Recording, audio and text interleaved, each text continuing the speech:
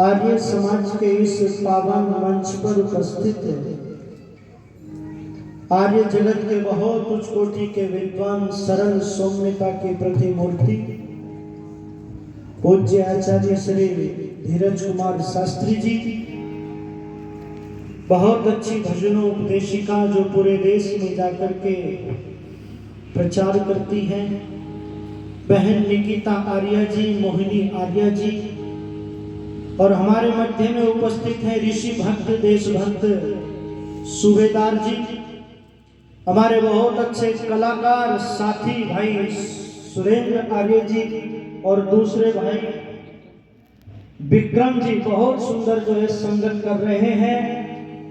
और इस साउंड के बहुत अच्छे मास्टर, बहुत अच्छे कलाकार भाई राकेश जी, इस आर्य समाज के हमारे प्रधान जी, मंत्री जी, कोषाध्यक्ष जी, आदरणीय हमारे श्री आज के हमारे जो अतिथि भी हैं हमारे नंदराम जी हिसार से आए हैं, उनका भी स्वागत। और पूजा के योग्य माताओं बहनों, धर्म प्रेमी बंधुओं, नौजवान साथियों, थोड़ी सी चर्चा मैं आपसे साझा करूंगा। वेद के अंदर परम पिता परमात्मा को न्यायकारी कहकर के बुलाया गया है। वेद के अंदर उस परम पिता परमात्मा को सर्वशक्तिमान कहकर के पुकारा गया है। वो न्यायकारी है और ऐसा न्याय करता है, ऐसा न्याय करता है, सबके कर्मों का ठीक ठीक फल देता है, ना किसी को कम ना किसी को ज्यादा देता है। और उस परम पिता परमात्मा की न्याय व्यवस्था में सब लोगों का खाता है, सब लोगों का खाता है। और जो जैसी करनी करता उसको वैसा ही फल पाता है, वो वैसा ही फल पाता है। आज तो समाज के अंदर लोगों दुकानें खुली हुई हैं।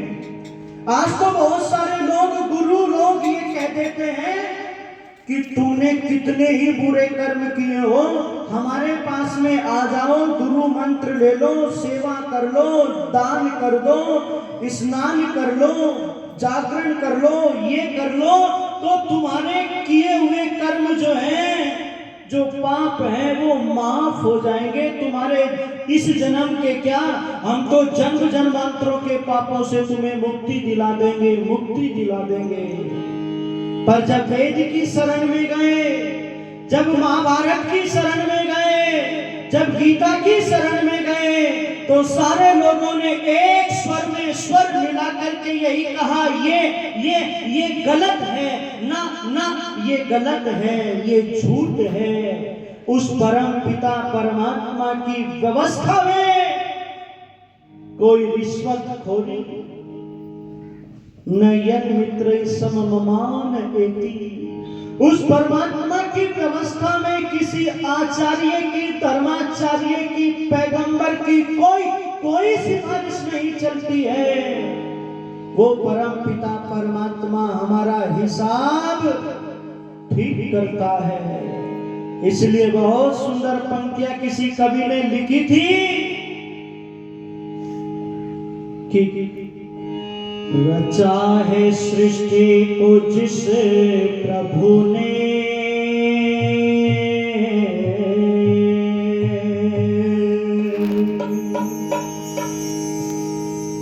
भगवान के चार काम है, चार काम। जहां सृष्टि का को बनाता है, जहां सृष्टि की प्रलय करता है, जहां परम पिता परमात्मा सृष्टि की रचना करता है, वो कर्मों, जीवों के, समस्त जीवों के कर्मों का फल भी देता है, वो न्याय करता है। इसलिए लिखी पंक्तियां, रचा है सृष्टि को जिस प्रभु ने,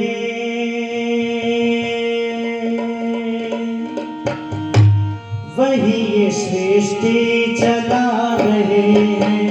रचा है सृष्टि को जिस प्रभु ने, वही ये सृष्टि चला रहे हैं। जो पेड़ हमने लगाया पहले, जो पेड़ हमने लगाया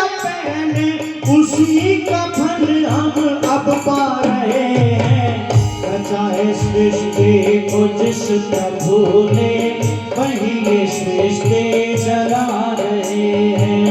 जो पेड़ हमने लगाया पहले, जो पेड़ हमने लगाया पहले, उसी का फल हम अब पा रहे हैं। चाहे सृष्टि को जिस प्रभु ने वही ये सृष्टि चला रहे हैं।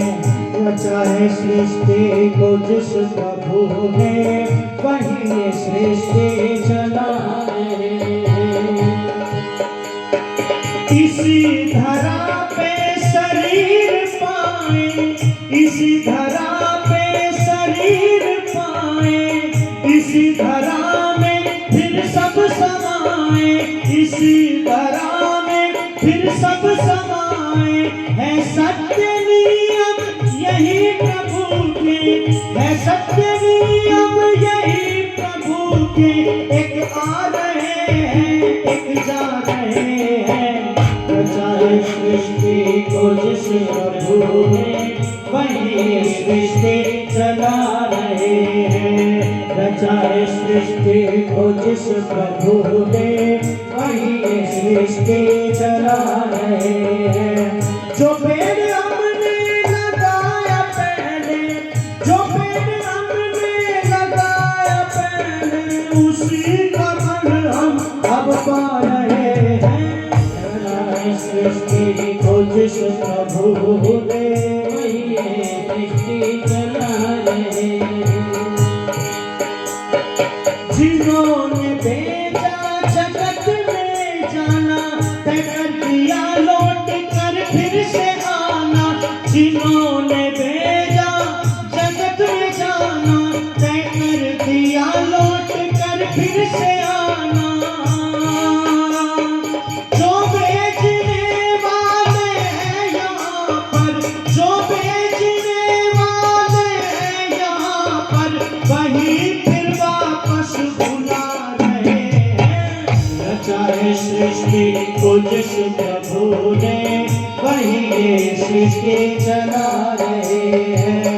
जो पेड़ हमने लगाया पहले, जो पेड़ हमने लगाया पहले, उसी का फल हम अब पा रहे हैं।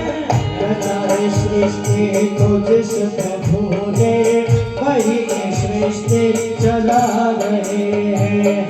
चाहे सृष्टि को जिस प्रभु ने वही सृष्टि चला रहे हैं।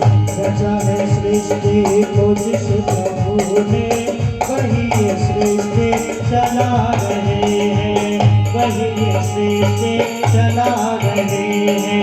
वही सृष्टि चला रहे।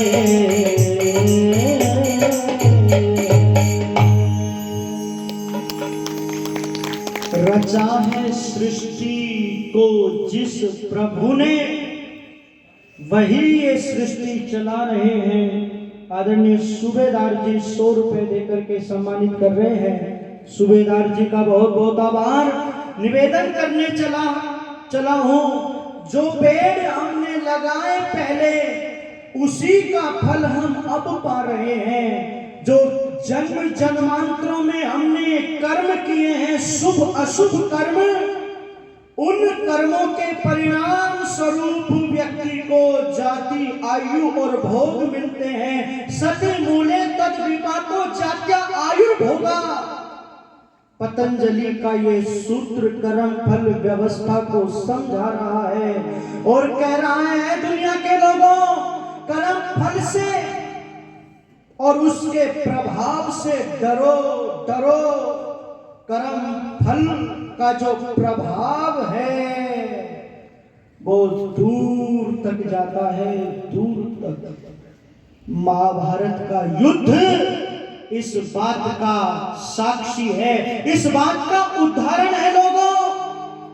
ये जो महाभारत जैसा युद्ध हुआ है, इस युद्ध में पूरे विश्व की हानि हुई है, पूरे विश्व की हानि हुई है।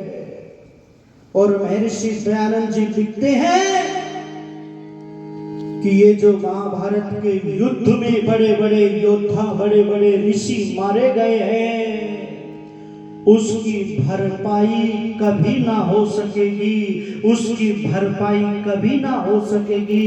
बहुत सारे अस्त्र विद्या और बहुत सारी कलाएं इस महाभारत के युद्ध में खप गई, या यूं कहिएगा समाप्त हो गई, समाप्त हो गई। कर्म फल व्यवस्था को समझना दर्शन का सूत्र कहता है, कर्मणो गहनो गति। कर्म की गति बड़ी गहन है।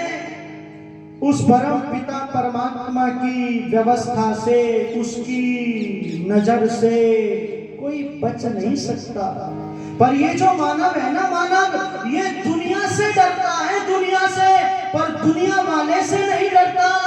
पर डरो, वो परम पिता परमात्मा बड़ा जबरदस्त है, उसकी लाठी की मार दिखाई नहीं देती, पर बहुत बहुत गजब की मार उसकी लाठी की होती है। लोगों, मैं निवेदन करने चला था,